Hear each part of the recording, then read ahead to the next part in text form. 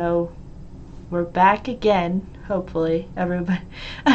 And hopefully everybody can hear you. So we're back to talk about, we're back for episode club, and we're going to talk tonight about Cursed Season 1, episodes 1 and 2 with Erin from Fayfire or Braavosi broadcast. Sorry.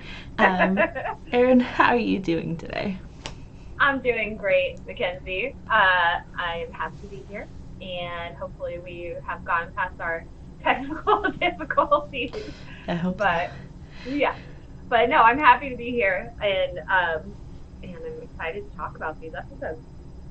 Yeah, it was this show, like a lot of the other content that Netflix has been putting out or has been brought to their platform, has a lot of medieval type style fantasy shows. We know that they obviously do The Witcher, they've covered Last Kingdom, they're covering this show, and I believe it's in development still, but the spin-off sort of sequel to Vikings Valhalla is supposed to move to Netflix, so they kind of moved into this type of market, and I feel like they do a decent job on it. So for those who don't know about this show, kind of give us a little bit of a rundown if you want, because I kind of view you as this sort of series' expert. Well, thank you. I don't take that title lightly. I take that as a curse. No. But no, it's a great story. So it is in the genre of Arthurian lore, so like King Arthur and that type of storytelling. This story is centered around Nimue, who is destined to become the Lady of the Lake. So if you're familiar with Arthurian lore, you probably know who the Lady of the Lake is, and you know the sword and the hand coming out of the water is like very iconic. So Curse is, it's Nimue is the main character, and the story is about how she obtains the sword, and basically the fight to protect her people, which are the Fae. So the Fae are they are kind of like the old people, the old race. They're more in touch with nature. They tend to have, some magical skills and abilities. They are being ostracized by the church for their basic, their pagan people, their pagan representation. And so the church are the Red Paladins, and they're kind of coming through and cleaning house to sort of take over. So the story is all about that, the battle for her people and how she obtains the sword and like what's the sword all about. There's one book out in the series right now, and so it's very exciting to have this first season out and just kind of a new exciting show. A lot of us here at the episode club are like, Game of Thrones and that kind of thing. Yeah. So it's nice to have a nice change of pace, and it's a little more, it's still got a lot of intensity, but it's a little more lighthearted than Thrones for sure. Yeah, like it has the setting for sure relates to kind of that sort of style. Of course, there's going to be vast differences, especially in terms of the content and the way that the story is told, because this is, Thrones is one thing, and then this is another, as well as same thing with other shows like The Witcher as well. And as well, before we get too far in, just say hi to everybody who's in the chat. We have Chrissy of Old Stones, Peter Griffin, Santivia Major, and so thank you guys so much for joining with us today. I know it was kind of a pop-up stream because we haven't been as active, but TV shows haven't been on as much lately, but coming back with Curse was, I feel like, a good idea. So, but yeah, So as we kind of get into it, we have a pretty, I would say, a pretty well-known cast for this show. We have Katherine Langford, who plays the named character of this show, Nimue. And we also have Gustav Skarsgård, who a lot of you guys know from Vikings as Floki, but he plays Merlin in the show, which we'll get into in a minute. As well as some people also may know Daniel Sharman, who has been in a bunch of like smaller type of roles, but he also is in this, as well as everybody's favorite James Delos, aka Peter Mulligan, who ends up playing Father Carden in this. And boy, oh boy, the first 2 episodes that involve with these are quite interesting as well. We get some other characters, but those are pretty much our main people that we kind of are around, that most people would likely know about. So what were your overall first impressions of at least the first episode? You know, I loved it. It was just it was great. It had a very whimsical feel to it. It reminded me of it's nice because in the beginning when they're in Duden and before the paladins, come, it's just beautiful, colorful, whimsical, and like magical, and there's like these magical plants and things like that, and it's almost unreal. It's almost too much, where you're like, is this all going to be like a little bit Disney-esque? Like, it's got almost that touch, but it does take it dark. Nimue is a dark character throughout Arthurian lore. She's not like your damsel in distress and that kind of thing. So that's something that we definitely, even though she's like our protagonist of the story, we have to remember that she does have she had the incident from when she's a child, and we learn about that pretty early on. And so, yeah, it touches into that darker stuff. And then once the paladins come and there's the attack, then it's like, you don't really know, like, what road is the show gonna take us down? So they kind of walk that fine line. It's interesting. Yeah, for me, I kind of, the only kind of real things that I've been kind of looking at in terms of the show is like the aesthetic of the show and how it was kind of going to be portrayed, because I know that this show is like, from the marketing, which we all know that Netflix actually doesn't do it himself. They send it out to a marketing company who actually makes a trailer house who actually makes them. So only real like marketing. Yeah, exactly. They sent it out all to you.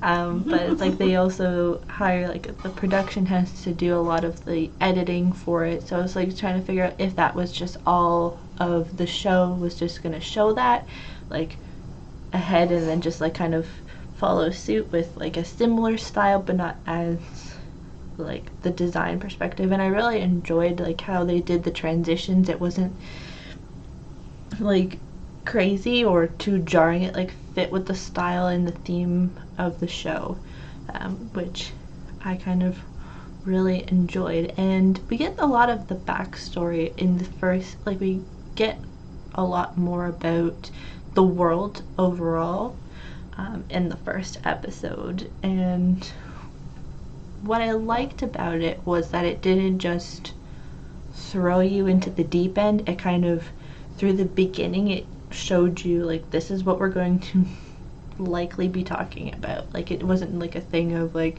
here, throw it in your lap and you try to figure it out. It's like, this is what we're gonna do and how we proceed. And because sometimes, because we've talked about this multiple times over many episodes, but you have to be able to bring it down to a level where the characters actually, your audience is able to understand it without reading the source material. And I haven't got to the source material yet, but I feel like I can already understand what's going on, and I know you read it. So how do you feel like it's translated onto screen?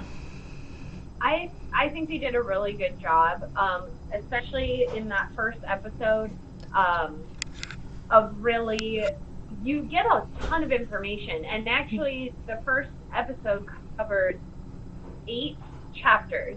Oh wow. So yeah, so it's a lot of information, thrown at you really fast. But they did a good job of making it flow, and even giving you a little bit more in some scenes, like when they were having the summoner ceremony. I felt like that was more well done in the show than it was in the book. I felt like the show really captured the energy they were going for, and I think in the book that actually took place in the sunken temple, not out on like the beach where they had it. But okay. It just they did a great job presenting that ceremony and kind of exactly why they were doing it.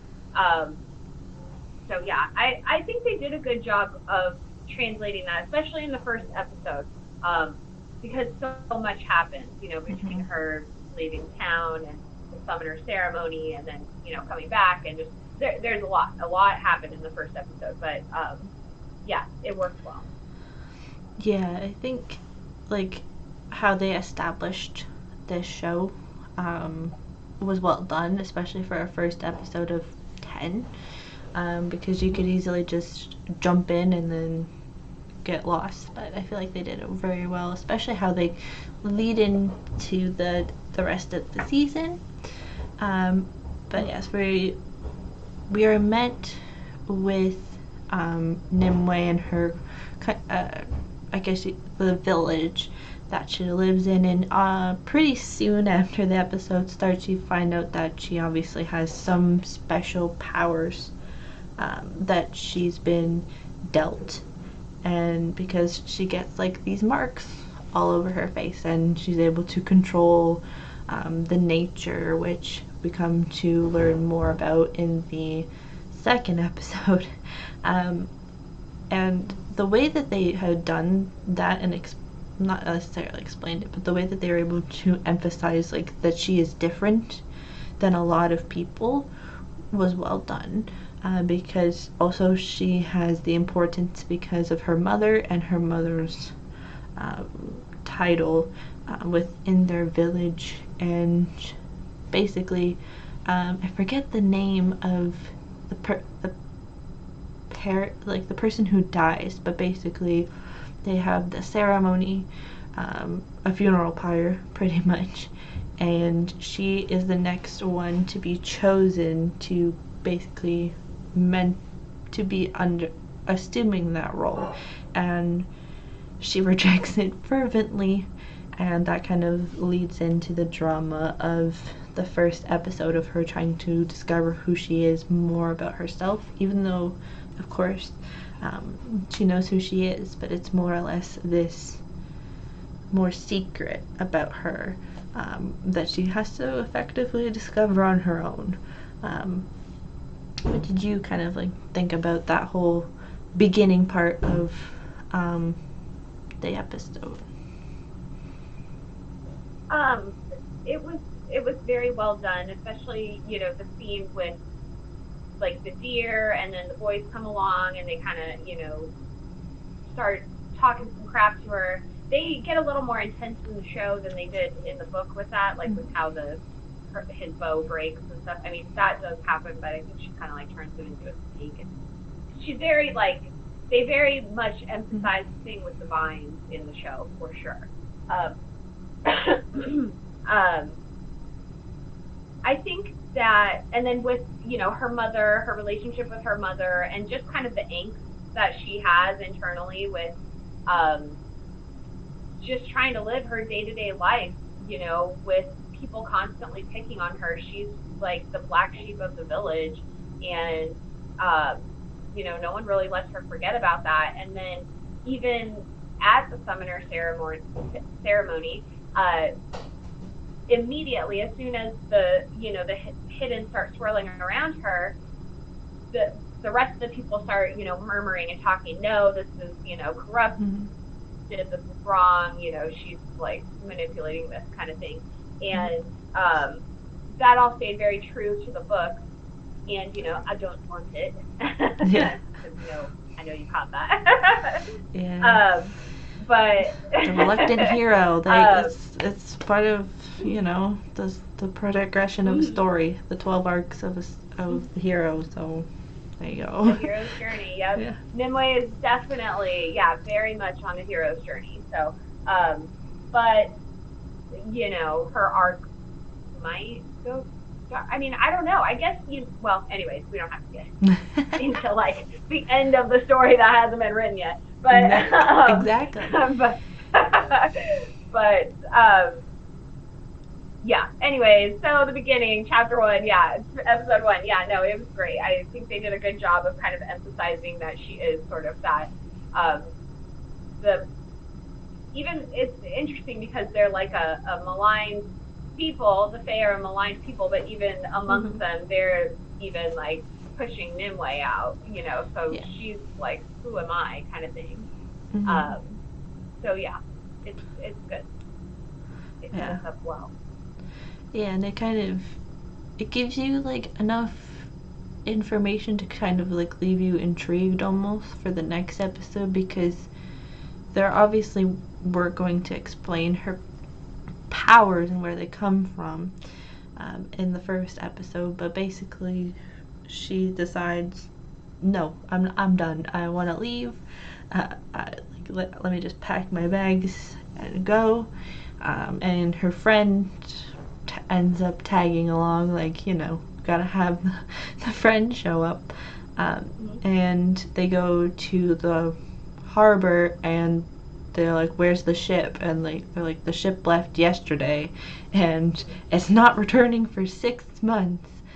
So that plan has failed, and it just starts that series of, okay, now why else are we here?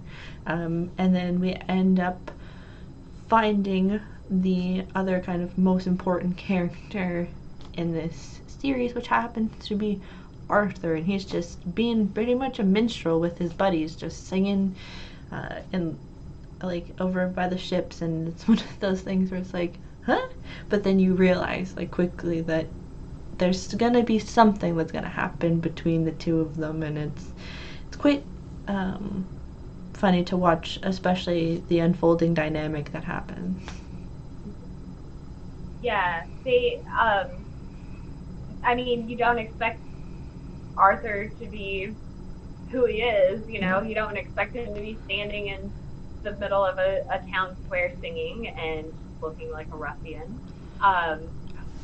But he's not, he's not King Arthur in this story. He's not destined to rule or anything like that at this point. He's just kind of bumming around. He's a sellsword.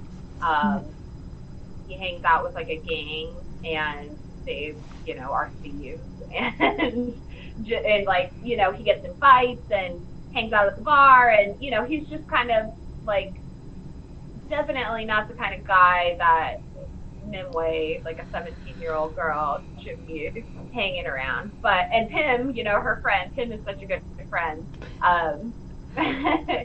She's awesome.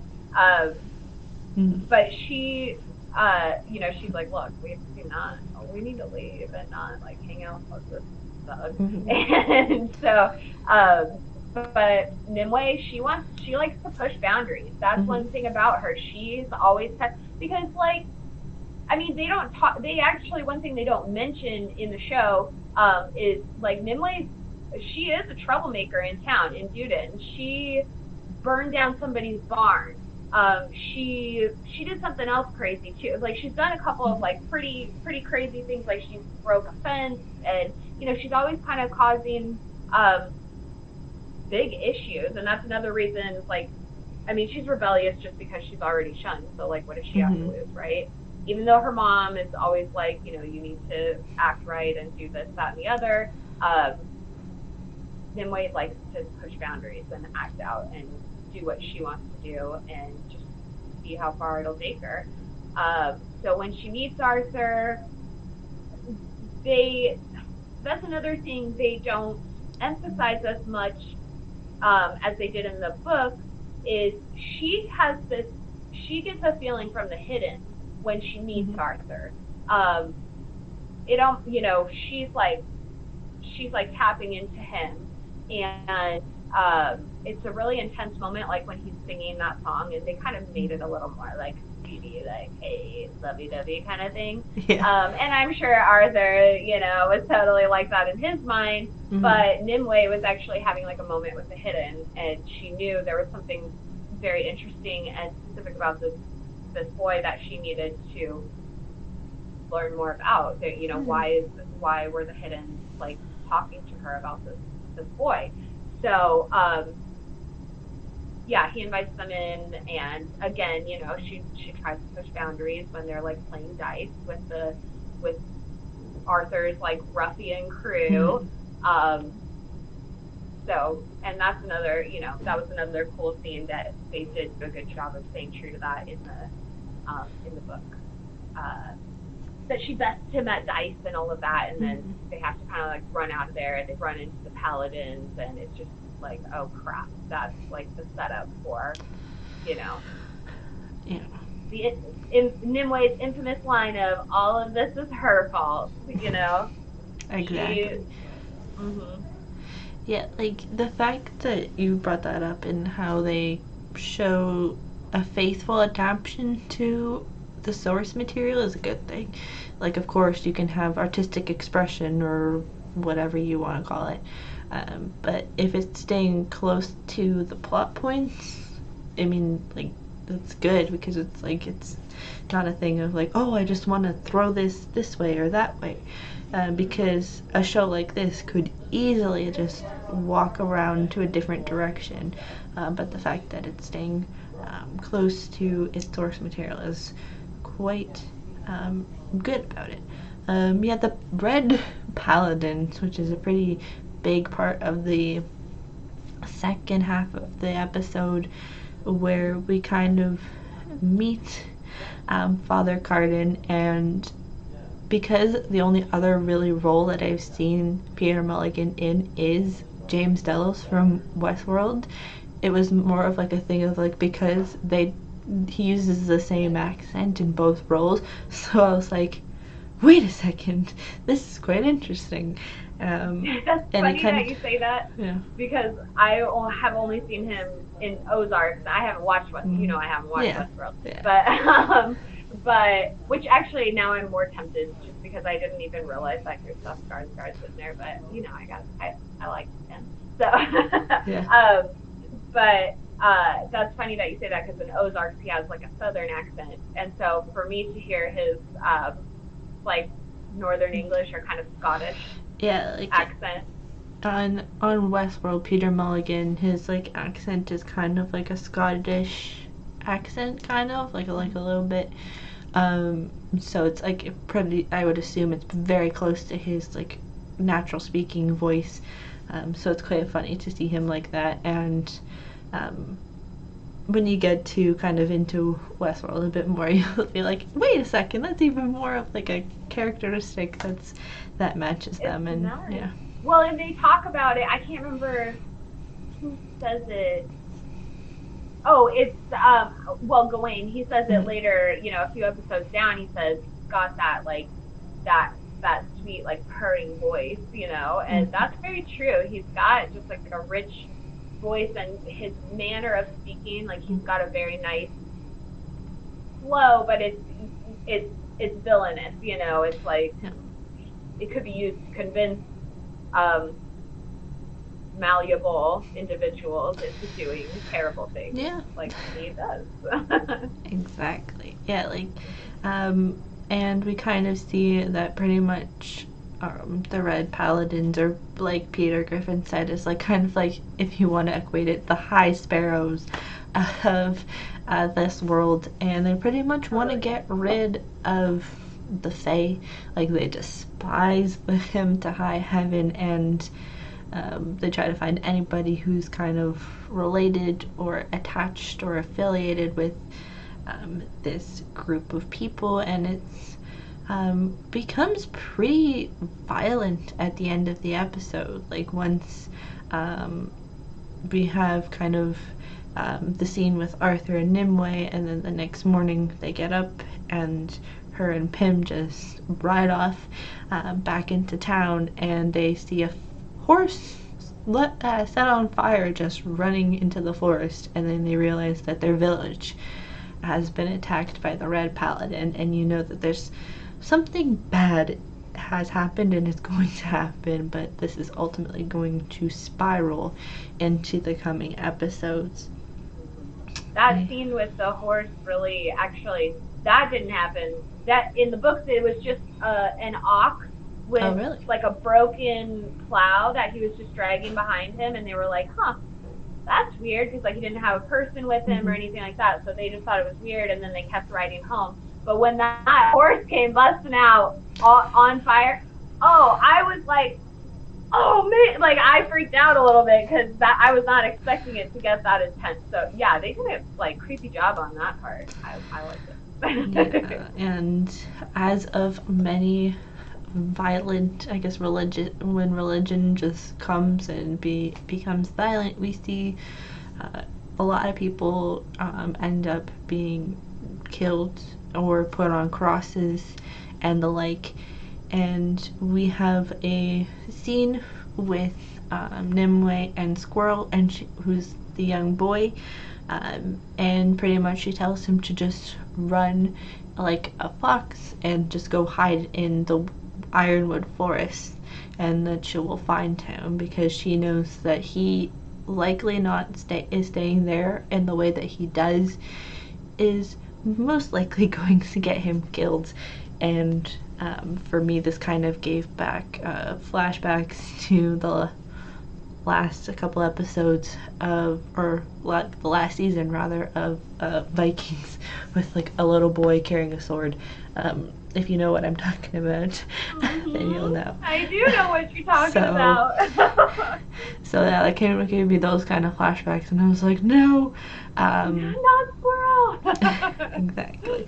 And also within the sequence, we kind of get more, not information, but we get a better view of the Red Paladin, Father Camden, and as well as the Grey Cloak, who is played by Daniel Sharman. And we kind of like get to kind of understand what, at the end of the first episode, you're led to be kind of more suspicious about Daniel Sharman's character, as the fact of like, who is he, what's he doing, is it like just this mysterious type figure thing that just walks through the night, or is this like actually the leader of this rebellion, and just Father Carden is just the one who's just sitting there reading his Bible while women and children are screaming in the village. They do a good job of making the Weeping Monk very like, they go, I liked in the first episode, you know, they really put a lot of those animation features in there in that first episode. They kind of like died down on it throughout, which was good, but I liked that in that first episode, because they were very theatrical, and that scene with the Weeping Monk and like him, you know, standing in all the flames and like swinging his sword and just his eyes like glowing, and I mean, they did a great job of, you know, just being extra and, you know, on the Weeping Monk. But I liked that because he doesn't, I mean, other than like his eyes, which is like this kind of unspoken, you know, mystery, there's nothing really super intimidating about him. He's not huge, he's not, you know, super short. He's actually kind of like pretty thin and like lithe, is that the word, Liz? Like, anyways, yeah, like he's thin, he's agile, but when he fights, he's like no other, you know. He can move, he can hear that blade coming, he knows, he can anticipate other people's movements and that kind of thing. So he is definitely the Red Paladin's most fierce fighter, and that's why Father Cardin valued him so much. But there is kind of this weird dynamic because, yes, the rest of the paladins, including Father Cardin, they all wear red. So he's, why is he allowed to wear gray? What's, there's something different and special about him. He doesn't really interact with the other paladins. He's just mostly like Father Cardin's man. So it's interesting. He's an interesting character. Yeah, we're getting some love for the Weeping Monk in the chat right about now. And it's funny because, yeah, like, it's like that character is not something that, well, if you looked up the show beforehand, that you would know that that kind of character lives within the story. And because it kind of like, not the thing that it comes out of nowhere, but it's kind of like a thing of like, we have our pretty set characters, and then he comes into this show. Like, we have, of course, Nimue, and we have Merlin, and of course you're gonna have a religious figure of sorts, but to kind of have the Weeping Monk show up and it looked different from the characters that it's affiliated with was quite interesting, for lack of a better term, but also it provided a different view, especially within the second episode, about who this character is and what their motivations are, because when you're leaving off the first episode, you think, oh, this person is just as bad as they are, but when you kind of move into the later episodes, you can see that kind of changes, so to speak. Yeah, like, a man's gotta have a code, right? So he still kind of has a code, even though he's pretty ruthless and, like, serving the Red Paladin. But, yeah, at the very end, you find he does have, like, a secret, a hidden identity. But we're not going to tell you that right now. That'll come. That's like last episode spoiler. Or, well, I don't know. That's up to you, I guess. We'll keep them guessing if they haven't watched it yet. But yeah. But yeah, we get like that whole thing with the burning of the village, and we have kind of, this is like winding down with the episode. Nimue obviously finds her mother in what's that called? The temple, the place that it's escaping me. Temple. Yeah.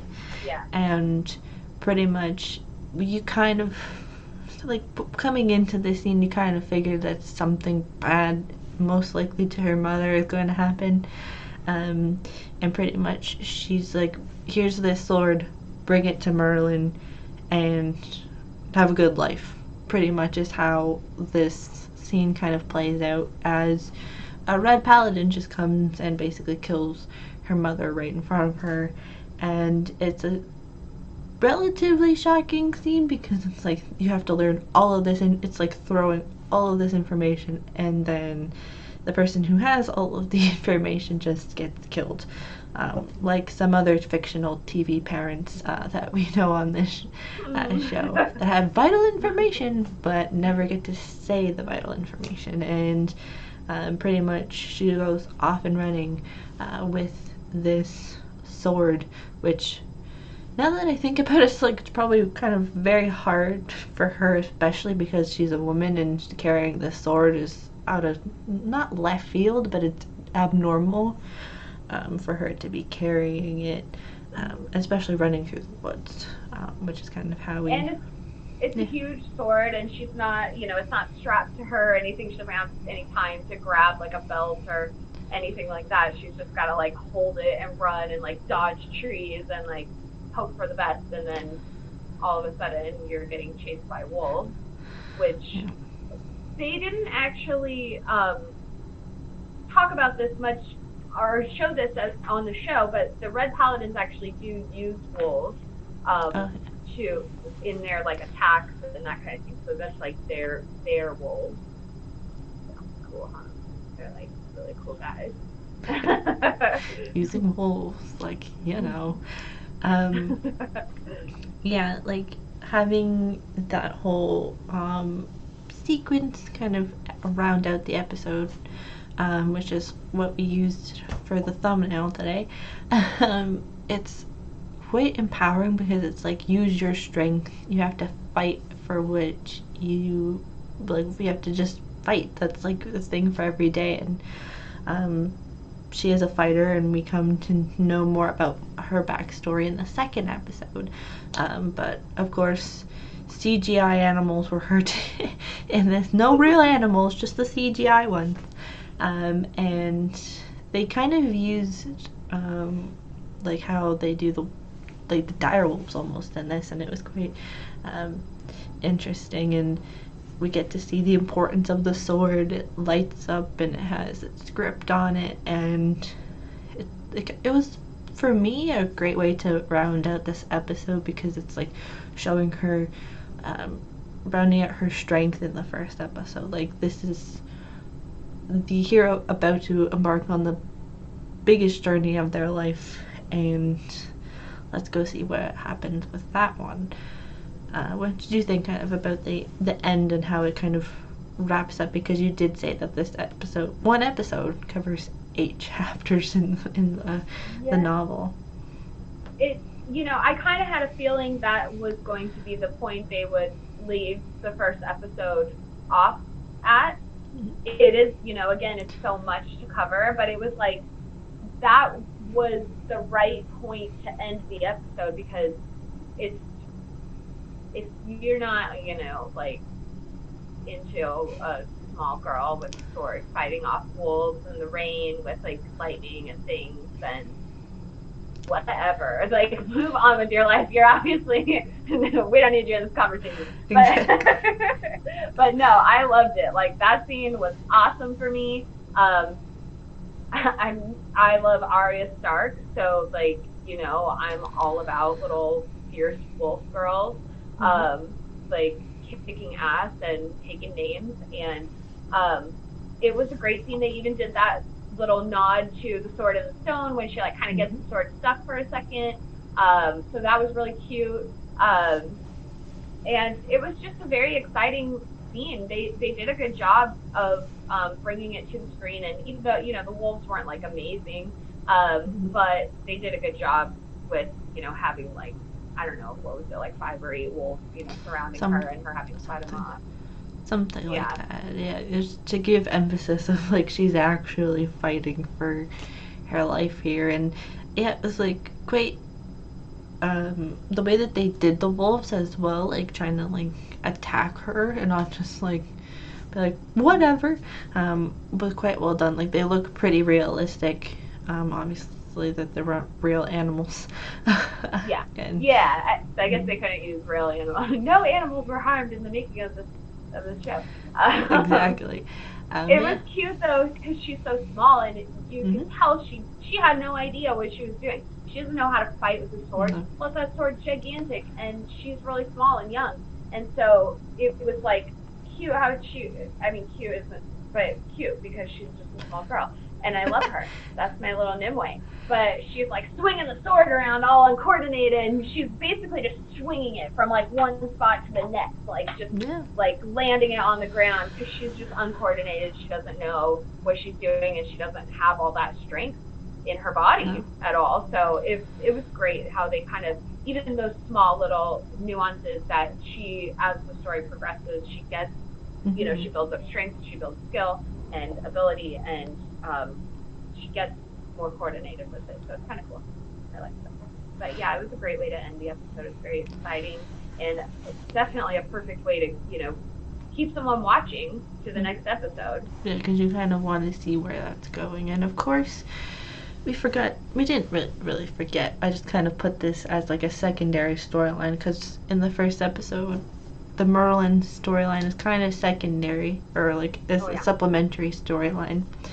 And we get introduced to Merlin, and he's basically a part of the kingdom, and the castle in the kingdom kind of reminded me a lot of other castles on TV, and just using the elements of, you'd say, sorcery and magic, as well as using common practices throughout. They did it well, and again, it was like kind of like within the actor as well. Not seeing him in many roles, kind of gave me like the idea of like he can totally pull off this style of role, because of course Gustav Skarsgård played Floki on Vikings, Floki was kind of a similar style character, of course not without the magic and sorcery, but of a similar type of role. And we see that there's the kingdom is like trying to be ruled over, but that there's enemies everywhere, and through a series of, some would say, unfortunate events, but we'll find out more information about it in the future. There was scene of him with the birds.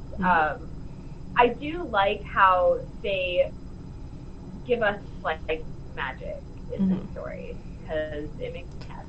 Because in other stories that we are very familiar with, sometimes the magic is not well written, in my opinion.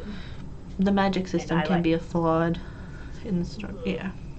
It's not defined, and I know magic is not necessarily defined, but what I liked about Curse, and they even do that cool scene where he's like reading the omens. He's got the numbers. He's like, how many birds? It's like, he's like 13, 21, 1, 3, 1, 1, 3. Yeah. Like, he's like analyzing this omen, because he has the knowledge to read things like dead birds and, other dead birds and dead three-faced babies and like, creepy stuff like that. And I love that. Like, he was able to read those omens, and then he has that moment of in the turret, and that was like, Merlin is my favorite character in the story. Like, I freaking love him. Besides the fact that it's Gustav Skarsgård playing him, I just love the way his character's written, because he's drunk and he's flawed. He's not perfect. And Merlin's never perfect. He's always quirky. He's always weird.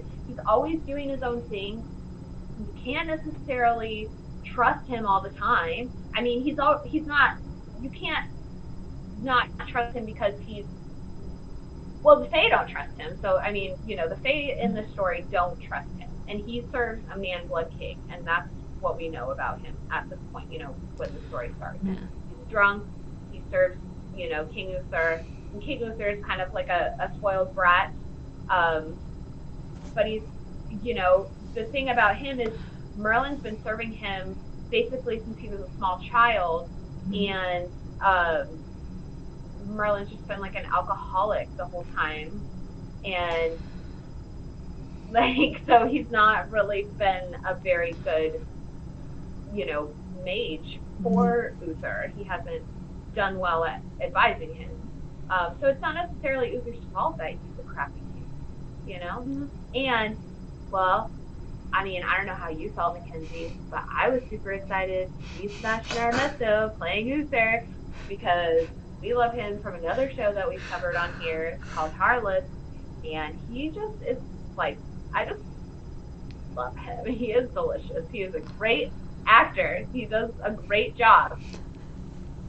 Yeah, like the fact, like, they brought in that story within Merlin and the Kingdom, and I believe it's at the end of the first episode where pretty much Merlin is casting some omens and gets you could say a burn, which is basically the length of his entire body, which is pretty much the sword. And then near the end of the episode, or at least for the part of the storyline with Merlin, is that they're having a feast in a version of the Great Hall, and pretty much all of the water, which they thought what they thought was water, was actually just blood that they've been drinking. And because they're like toast to the new, something about like being prosperous or something cheesy. We won't drink to the rain, we will drink the rain.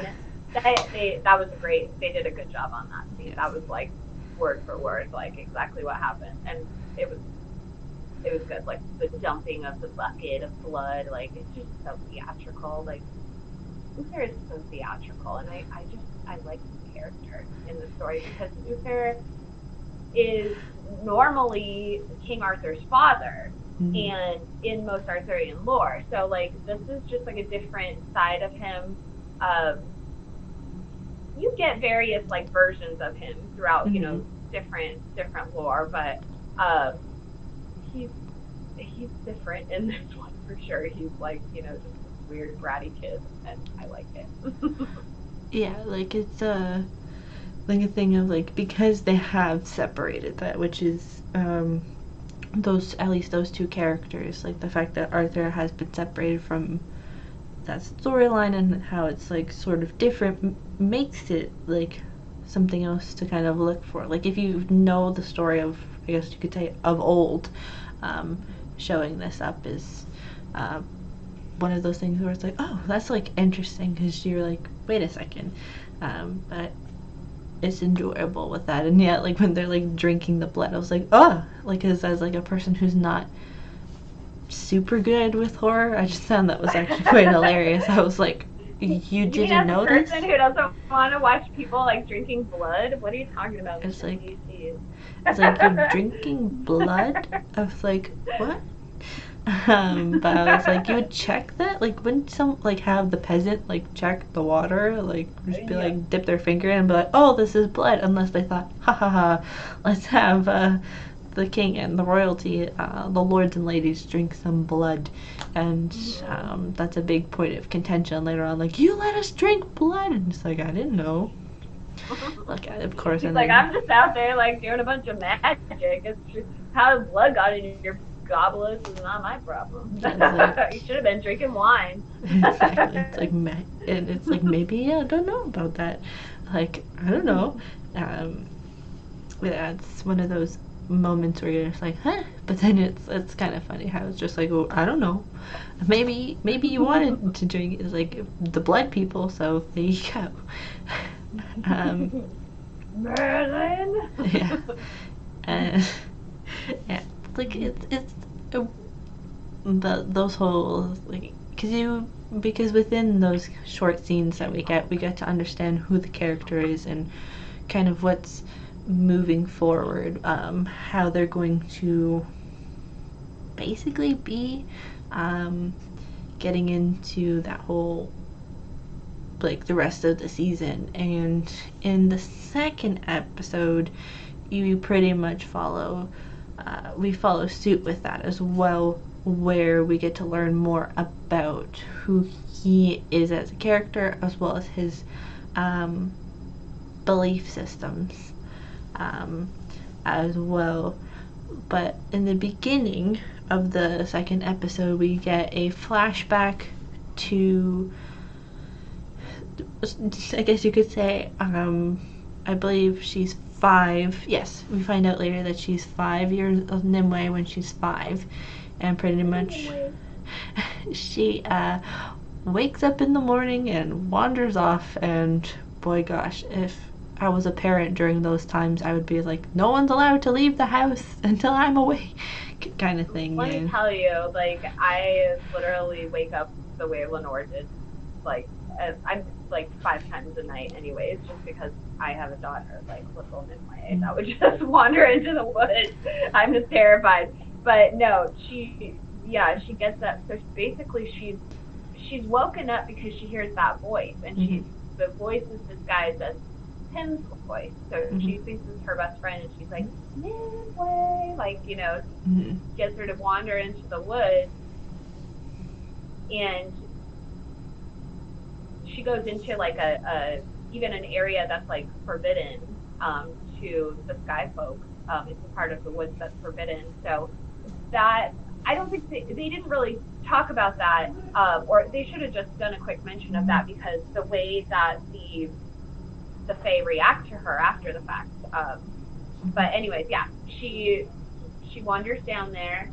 She's following this little voice, little Nimue, so freaking cute. And then all of a sudden, the demon bear. The demon bear comes out, and he's pretty gnarly. And he he uses this line in the book where he says, "Only the seed of Lenore can sate my lust." So he's like after Nimue, or this demon bear, and the rest of the clan think he's like a dark god or like, you know, a demon. But he scratched Nimue across her back, and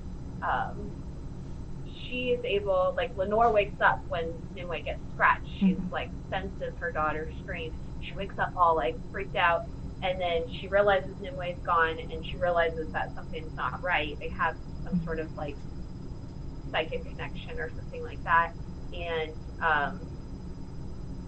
she's telling Nimue with her mind, you know, call to the hidden, Nimue, call them to your aid. So little Nimue, you know, she does. She sure does. Yeah, and she of course like touches the ground and it kills, like, then a rock becomes loose and it kills the bear again. No actual bears were in the making of this. It was just some things have to happen. But yeah, like the fact that they casted the young version of herself very well, because for a child actor especially to play such a role like that where they're basically being attacked by a bear and they have to fight off a bear that's like 10 times the size that they are, it's quite challenging for especially child actors, because most probably adult actors probably wouldn't do that as much. And yeah, we get to see how kind of her powers develop, and it kind of flashes to the present day where pretty much she's having to do the same thing of harnessing her powers as a red paladin was chasing after her, and then we come to find out that she basically just threw a bunch of vines, basically put them in a tree type thing just filled with vines, and just runs away. But going back to kind of more about her powers, her mother obviously finds her and brings her to the elders, and she's basically pleading like, what do we do with her? We have to save my daughter. And of course they're like, no, the child's probably gonna die like from her injuries, because being attacked by a bear, especially during that period as well, would have been like danger, like if not from the injuries, infection most likely would have killed her. And we see that through that kind of conversation as well, that her father is like, well, she's kind of like effectively in that scene at the very beginning, like the first time we kind of meet him, he's like, she's a lost cause, she's my child, but pretty much if the other elders say that she's gonna die, then she's gonna die. But of course, like every mother does, they're persistent in protecting their child, and she pretty much nurses Nimue back to health, and through flashbacks and through kind of memories, we do see how their bond develops, and especially more about how more she is a fighter as well. And I kind of like enjoy that, because you knew in the first episode that she has powers, but you didn't realize that it was also related to other things as well, like the scars and everything, because they don't really mention it, but then to show it and then start talking about it kind of makes you curious as to what else she could have faced. Yeah, it's interesting, like when she's scratched and when they go back to the elders too, her wounds are like kind of glowing, you know? So there's more to it than just like that bear attack. It was just like you know, the elders are probably like, she went to like a forbidden part of the forest, got attacked, and has glowing wounds. Like, what do you think? You know, they say that she's possessed by a dark god, is what they say now. So it's, you know, yeah, Lenore, she, you know, does everything she can for her daughter, and then even so, they do a lot of flashbacks in this episode of like again, when she's a little bit older, I think she's like about 12 years old, and she runs away from home, and you know, her dad goes and finds her. She's like 5 miles away near the wolf dens, which is like kind of cool too. It's like a little hint there, a little foreshadowing. But she, you know, she's unhappy. She's shunned by her village. Everyone, you know, none of the kids want to play with her. Everyone treats her terribly, and they show us several examples of that, you know, throughout this season. So it is hard. You can understand why she would feel alienated and why she would feel like, you know, why would she want to stay there, you know? Everyone treats her poorly, and I don't blame her for wanting to leave, but she is still young, and so her mom's just like, there's things her mom could have done to like help her understand. You know, I love Lenore, but she could have been more honest with her daughter. That's all. That's always what it is in fantasy. The parent is always never honest. At least in those stories that we like to read. And it's one of those situations as well where it's like, like people are mentioning in the chat, like, why was she being shunned so much? And it's partly because, yes, there are magical creatures, but when you have being attacked and the potential of having demonic tendencies because of the bear and all of these other things that make her different. Yes, she's kind of the same, but also at the same time, because of the events that have happened to her, makes her different. And especially for the smaller, like the children, people her age or younger, having any sort of either physical disability or difference makes it so most people just don't want to talk to you or hang out with you. It's like, it's a way of just differentiating yourself and being like, this, I just don't want to be associated with this person. And it's part of the reason also why Nimue just probably finds even more of a solace in her friend, because her friend's just there for what, like, her, pretty much her ride or die in that case as well. Like, it's one of those things where got her back. Yeah. And Little Squirrel also is his mother is Lenore's best friend. They you know, it's not really necessary to show that in the show, but so Squirrel, actually, his mother never told Squirrel about Nimue's issues or her, you know, the rumors about her and that kind of thing. She went out of her way to not tell Squirrel. So Squirrel also treats her normally and like respects her. And Nimue's kind of like a teacher to him. She teaches him about the forest and the herbs, and they do lessons together. So that's kind of cool. Yeah, someone has to teach like little kids like that, and you know the elders aren't gonna do as such. And then of course we get to present day where the Red Paladins are just still up in arms, just running around, and they pretty much find what she had done, like we mentioned a few moments ago, about how pretty much she harnessed her powers and tied up this guy into pretty much, probably I'd say like the height of a tree, but it's filled with vines and has like interwebbed itself within him as well, and they gotta cut it all down and then obviously take care of him. But before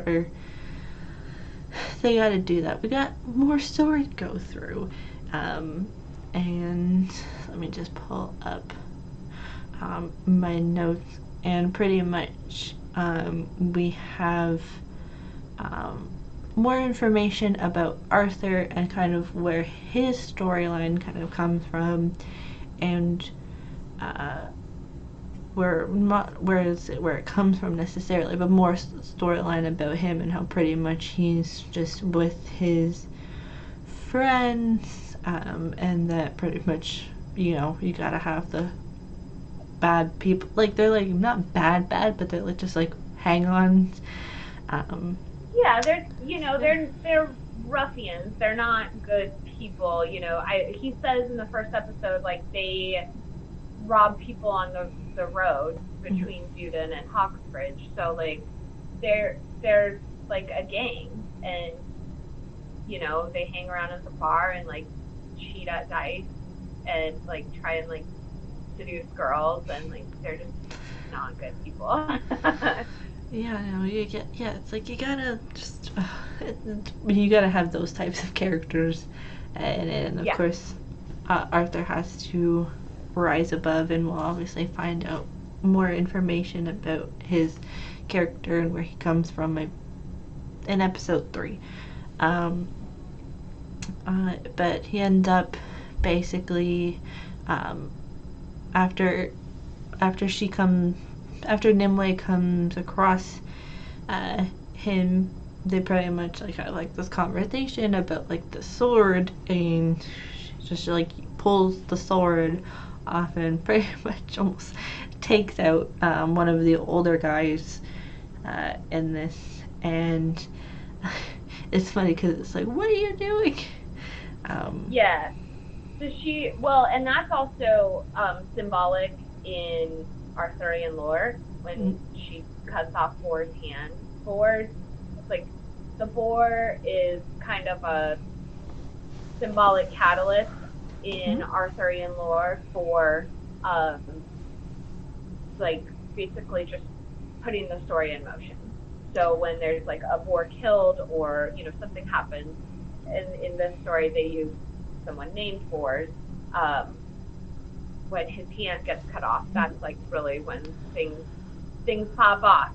That's when Arthur's there, Arthur's involved, and yeah, basically Boris tries to take the sword from her, like, as payment for,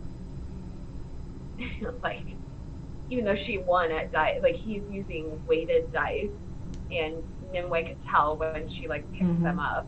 And then when she rolled them, she used the hidden to, like, push the dice so that she won. And of course they were all like, well, what the hell?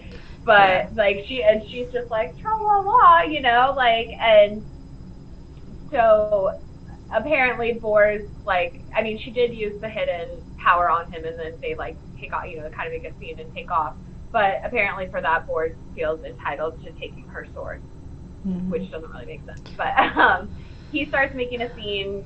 He's like, give me the sword, or else I'm going to tell the paladins you're here. She cuts off his hand like a G, and then Arthur's like, oh crap, and, like, gets his horse, and he's like, come on, Nimue, and, like, grabs her up, and, like, they take off out of town and, like, get out of there just as the gates are closing, and ride off into the night. And at that point they're fugitives. I mean, Nimue was already, that's one thing they also showed before she found Arthur in Hawksbridge again.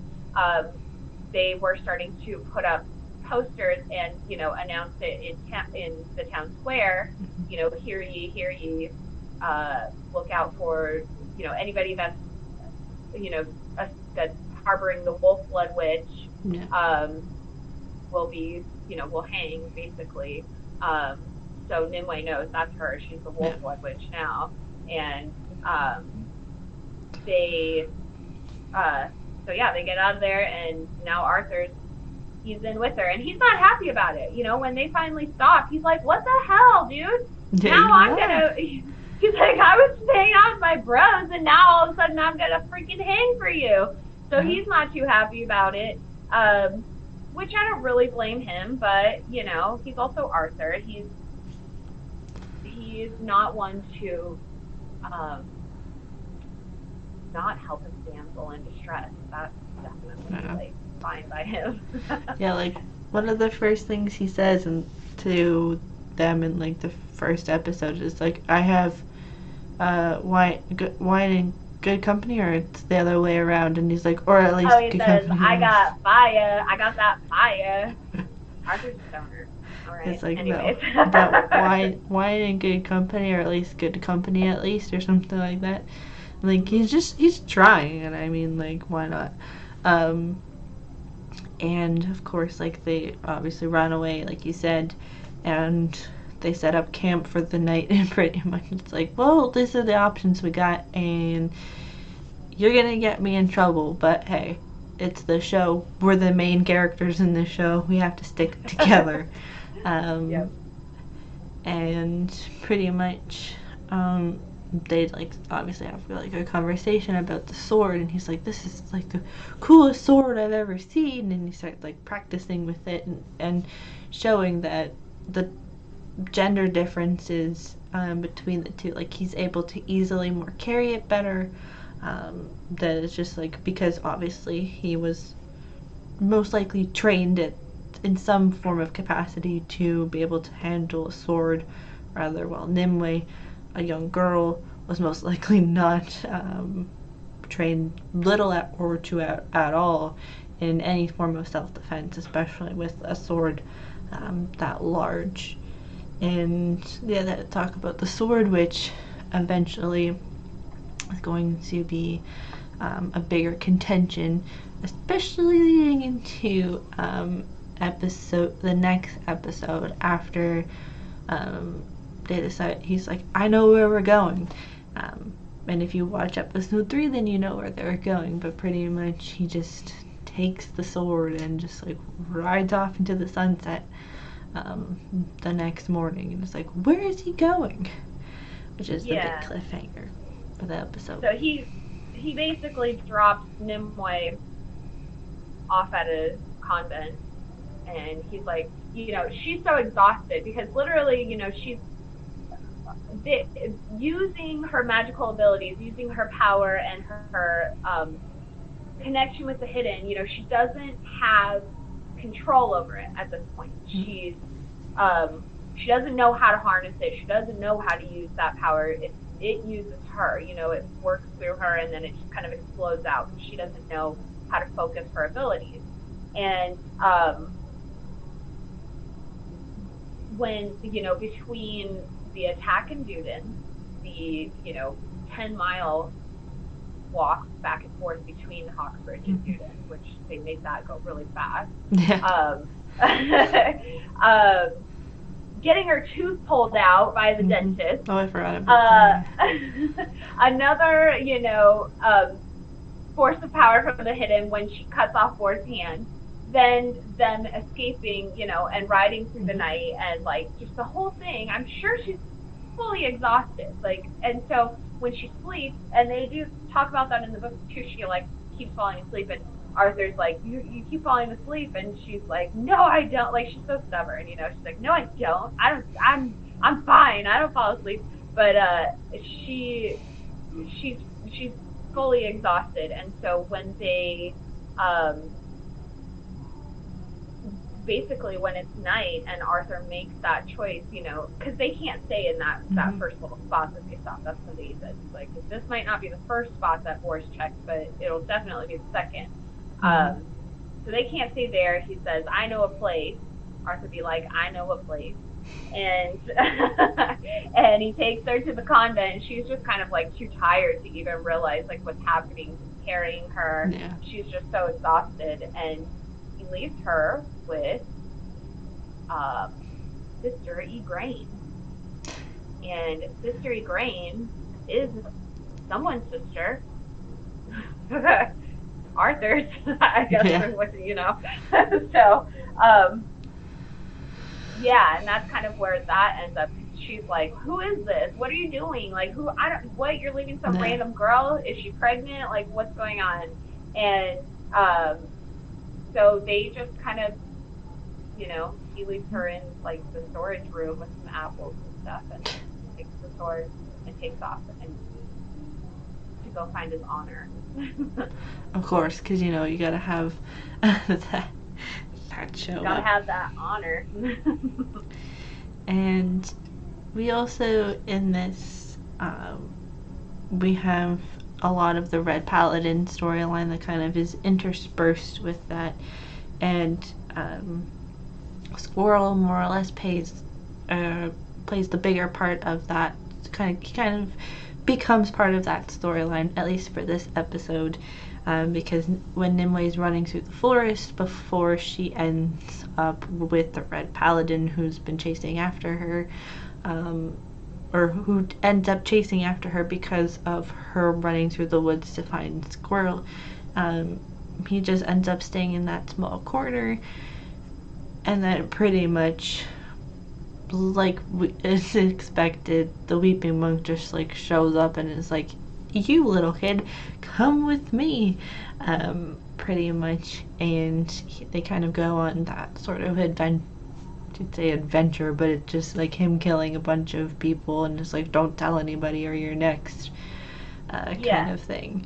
He's basically got, well, that's like his code, right? And you start to see it. It's like he doesn't want to kill Squirrel. And even though Squirrel's a pain in the ass, like Squirrel's talking crap to him, he is like, "You're ugly, you're the ugliest one," you know, he's just talking so much crap to him, and he's not afraid. I mean, Squirrel, you know, he is a fierce little squirrel, you know, and I love that little guy. So, you know, he's being used as bait, and the Weeping Monk justifies his own behavior of not killing this kid by using him as bait. And he does, it works. He lures out some other fae in the woods. You know, they kind of set themselves up without being super secretive. They set up camp, light a fire, hang out. Weeping Monk lays there, pretends he's asleep like nobody's business, and Squirrel's the bait. And then those guys come along. Weeping Monk gets up and just like, you know, in his fashion, he just like slaughters 5 fae, and then again, justifying not killing the boy, he's like, "All right, Squirrel, go like tell your fae brethren that I'm coming for him," kind of thing. And he lets Squirrel go. So he's basically this show's version of Ollie. Yeah. It's like, go tell everybody.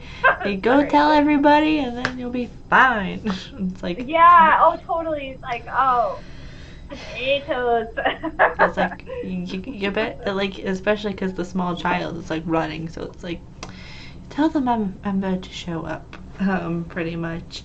And yeah, it's one of those situations where you're like, oh no, something bad's gonna happen. And also, it's like you got to keep at least one person alive, and he's like he's becoming an important character, so Squirrel at least. So you got to do that. Plus, you can't kill off the kid in the second episode. It's not. Yeah. And Squirrel's also got like his isn't really a secret identity. He is somebody from Arthurian lore, and we'll learn his real name in a couple episodes, but it's cool too because he lives up to like who his name, like his namesake or whatever, and then the dynamic between those two in the future, we don't have to get into it, but I love those things. Yeah. When I first like heard the name, I was confused for a second. I was like, Squirrel, what do you mean? And then I realized that was what the kid's name was, and I was like, oh, okay. Like, I thought it was like a nickname, and then I looked it up on the IMDb, and I was like, oh, that's actually his name. Okay. I found that kind of interesting. It's like a celebrity name, like, you know, when they call like their kids certain names. It's like Apple Paltrow or whatever the hell. Yeah.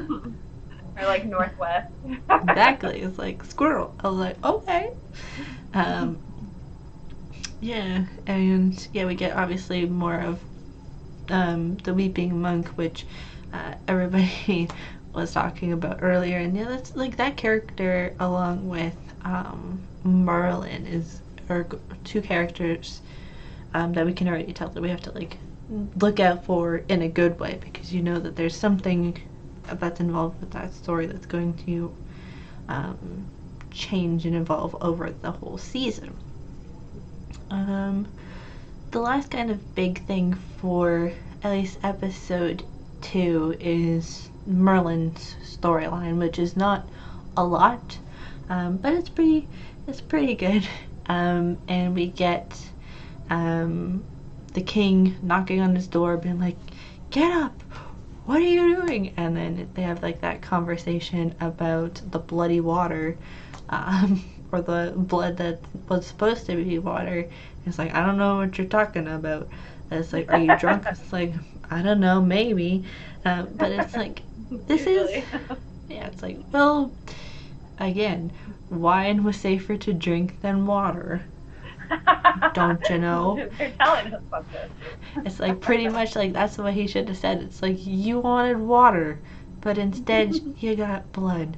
So suck it. Is pretty much what he's saying, and it's kind of that whole thing of like, because it's that persona as well of like, what do you want me to do? Like I cast a spell for more water that turns into blood or something. It's kind of like the vibe almost that he kind of gives off as well. What did you think about the Merlin story this episode, as he is your favorite character?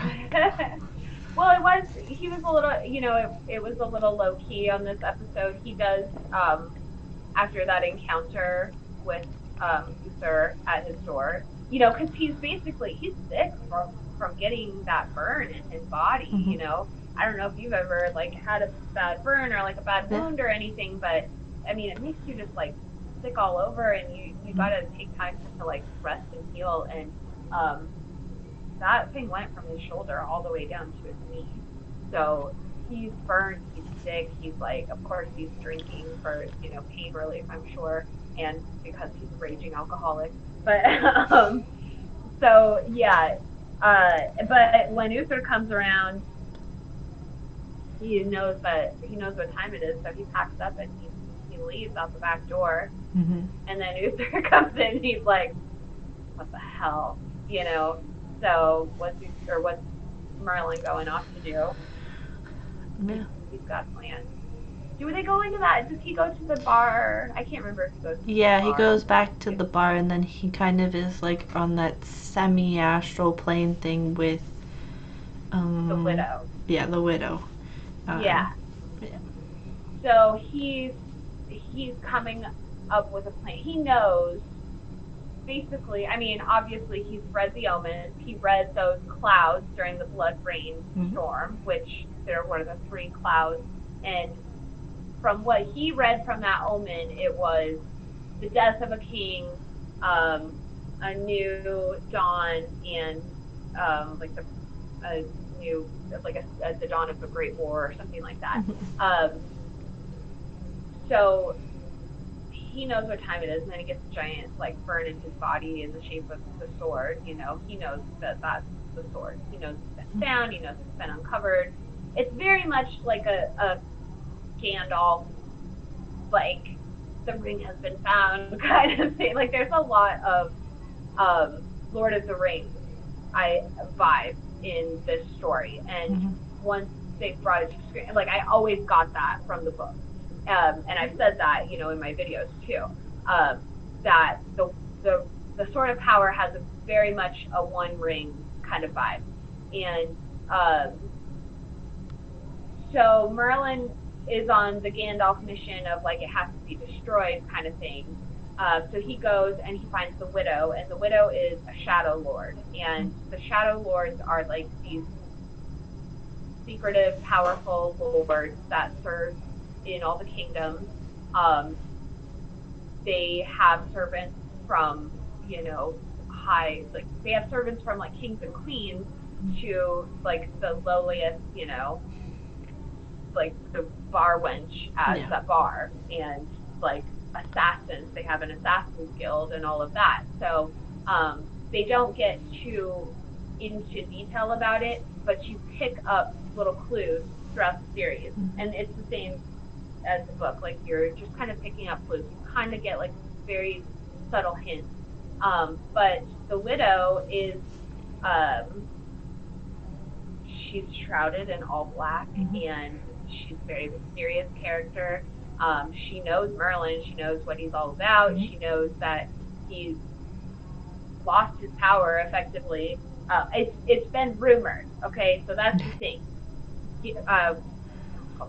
Merlin, he lost his power, and that's the thing he tells the widow. So the whole time he's been serving Uther for the last 17 years, he's not only been a drunk, but he hasn't had any power. So this like great Merlin that everybody knows of is nothing. So the Shadow Lords are onto him also, and they're like, they've got like assassins after him and that kind of thing. So he tells the widow, I need, the sword has been found. I need to destroy it. I need Fey fire to destroy it. And there's, where I have to go to get that. So can you help me, or do you just want me to fail, kind of thing? It's up to you, basically. And she helps him out. He tells her what he needs, and she helps him out. So yeah. Yeah, and pretty much where to get it, and along that journey, it's almost like a thing of, he also goes to the sunken tomb, is it? Yes, he goes to the sunken temple, yeah. And finds Lenore. Yeah, and it's kind of like a sad thing, because like that he was like, if it was just like effectively for us like a day before, because we don't know how exactly long, but at least a day or so. It's like if it was there like literally a day before, then none of all of this other stuff would have happened, and you basically brings her on to the stone table and says the words of when someone passes in the Fae culture. And it's kind of like a sad thing, because it's like we know that she obviously has died because of her injuries and everything, but it's for Merlin to recognize that as well, and which then effectively sets Merlin on his side of his journey as well, because he's been kind of, it's not like the proper term, but it's like landlocked almost in this kind of state, and then it's like now it gets broken free from that to then eventually come together with Nimue in the later episodes, of course. Yeah, it's that scene. That was the show only scene when he goes back to the temple. So that was really suspenseful while I was watching it, because I was like, oh my god, like what if something changed? What if they're keeping Lenore alive, or what's he going to find? I didn't know what he was going to find, so it was very suspenseful for me. And it was really endearing. I'm glad they included that scene. It was really sad and heartbreaking. And then another thing that you see is on Lenore, because she's dead, her vines from the hidden come out, but they're I don't know if you noticed, they're like fall colors. They're like dying, right? And I just thought that was like that was a really fine, perfect. Oh, that was good. I liked that. Tom Wheeler, Frank Miller, you boys, you're doing it right. I like it. Yeah, it's like one of those subtle details that makes it all the more, what's the word, like, it's one of those details that is like, oh, if you're like paying attention, that you'll notice, oh hey, like, because when compared to Nimue, it's like bright green, and then when it's like transitions, it's like you almost know that that's what it will eventually like look like, which was nice to see. The art department with that was like, or the costumes and the makeup was really cool, and how they've kind of been able to integrate it into the aesthetics of the characters who need it, especially, was quite well done. Yeah, they did a great job. Their makeup, and I love the costumes. They're very unique, and I know that like The Witcher kind of had some opinions about the costuming that was done on there, like that meme of Geralt and Ross Geller. But like, don't get me wrong, I love The Witcher. I know other people don't, but I I really liked it. I haven't read the book, so I know I'm like, you know, whatever. But I liked the show and I found it enjoyable. But I love the costumes, and while there is a bit of a similar vibe between the two, like I was saying, like this in the first episode, especially before the paladins come with like the green and like how natural and fresh and like springtimey. It's like almost like another show where it's like a Sweet Summer Children kind of thing. Yeah. And then it transitions into like the long night, you know, the long summer, and then maybe like the long winter kind of thing. And you get that vibe on several levels between the vines changing colors. Arthur's song hints at that because he goes from "Hi Lolly Low, my fair summer lady" to "my fair winter lady." So there is very much like a natural cycle vibe going on, which coincides so well with the pagan beliefs and like their representation in the story, you know.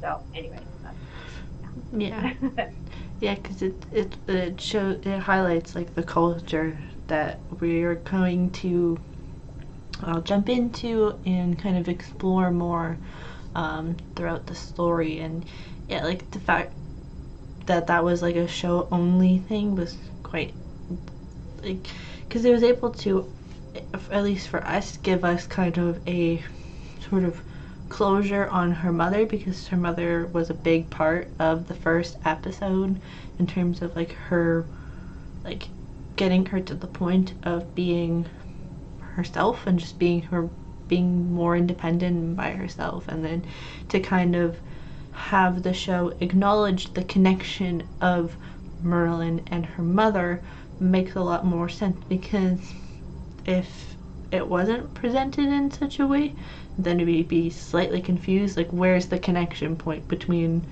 Merlin and the Fae culture, like it'd be kind of missing. But now that those two are linked together, it makes a lot more sense now. Let's see. And I Lenore deserved to not lay dead on the floor. You know, exactly. She was the archdruid of Juden, of their temple. So like, Lenore's a badass, and I don't know if you guys know this, but I made a video about it. So yeah. But I really loved her a lot and her story, and it resonated a lot with me. Yeah, she's very special. Yeah, like a lot of these characters, they especially like they become important in the roles that they play as well. But yeah, as such, I think we got everything for the first 2 episodes. I could be wrong, but I feel like we've covered pretty much all of the basis to them all. So there's a lot of, you know, small details that come into play in future episodes that, like, you know, we can't necessarily tell you all these things right now. But but it was a great action-packed first couple of episodes that gave us a lot of detail without, you know, again, comparing it to another show on Netflix, The Witcher, where, and again, I haven't read the Witcher book, but I was very confused, and Mackenzie can attest to this because I was texting her like, what? Like, I'm really confused right now. But like the first, you know, 4-ish episodes, they don't really explain like there's these timeline differences. And so for me, like, Cursed was just such an easier watch because you can really just flow with it. It's all one story and one timeline. And then Merlin, you know, he's kind of doing his side quest, and Squirrel's doing his side quest, and the paladins and all of this. But it's all like layered, but it works, you know, it's all linear. Yeah, it's the form of editing as well. Like the way that this was edited was where it was able to easily show you, okay, we're transitioning to another scene. Not only just another scene, but at least in the second episode, you'd be able to tell the difference in sort of timelines as well. Not because baby Nimue, then pretty much adult. Yeah, they did a great job editing. Yeah, that scene, because they were flashing back and forth with her battle with the paladin versus her battle with the bear. So they were using that as like contrast to each other. So that worked well, even though it was a timeline difference. And they do a few flashbacks of Nimue, like from when she's younger. But because they do like that age difference, and you can like, it's very apparent. And again, even when they use Katherine Langford when she's like a teenager, and they do the flashback, they still again very much do that Sweet Summer Children vibe. She's wearing the light blue. It's very green and like beautiful around and that kind of thing. So yeah, they're able to showcase the differences, because like you mentioned, the big thing that kind of threw me off with The Witcher was that the beginning of the like we talked about at the very beginning of this stream is for a TV show that's been adapted from a book series, or whether it's a standalone or it's an entire series of books, you have to be able to keep a certain level within the source material, but you have to be able to dumb it down for people who've never experienced this material before. And in my personal opinion, the way that The Witcher had done that is it didn't explain it to the audience initially what the importance of Henry Cavill's character you had in form of presenting it to the audience. Like the first minute or so of the first episode of Cursed, you're able to understand like this is how we end up. Let's go back to the story of like where it actually like talks about, and that's like the good thing as well. And didn't have to rely on secondary videos to figure out who she is, who's who, where's what, and so on and so forth. But yeah, so and I see that Mandy showed up. Mandolin is in the chat as well. Yeah, these two episodes are well done. There's only 10 episodes so far. I don't know, because it's been out since it came out on the 17th, so I think it might be still too early to figure out in terms of a second season. I feel like they probably have most likely done it because so many people are talking about it online, whether they have popular opinions or unpopular. So next, definitely controversial. Well, like anything, they gotta have some drama and some spice. When there's when there's no TV on, you're hypercritical of certain things. So the next time we stream, we'll be talking about episodes 3 and 4, which are titled Alone and The Red Lake. But before we go, Erin, tell everybody, if they don't know, where to find you and what you're doing in relation to Cursed on social media. Well, I have my channel, Fayfire, on YouTube here. So definitely go check it out. I've got a lot of Cursed content. I've been doing weekly chapter breakdowns. And actually, I got through perfectly before the show started. Just in that, like, basically all of episode 1 was encompassed. So I was happy with that.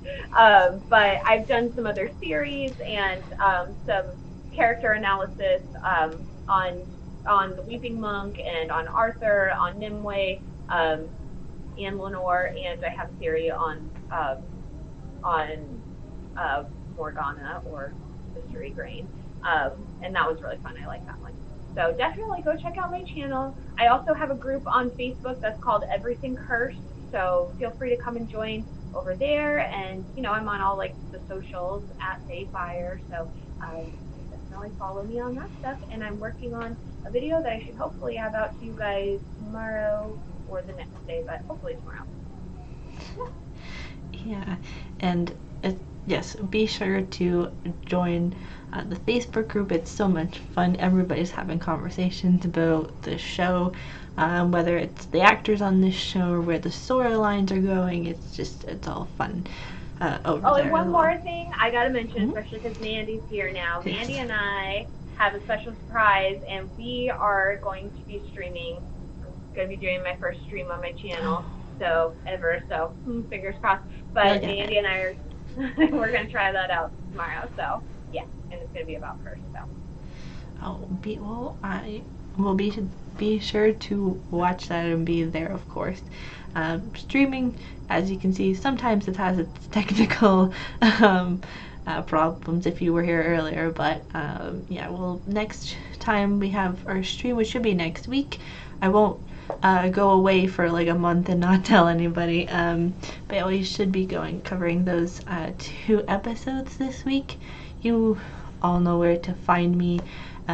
It's at Mackenzie L. Burns. I did, however, the newest revelation is that I did make a Twitch account to do some live streams for playing Animal Crossing, and the community may be happy for me to say this, but pretty much I've decided that I'm going to make a Game of Thrones island, so all of that stuff's gonna be on there as well, so picking specific animals that fit certain houses.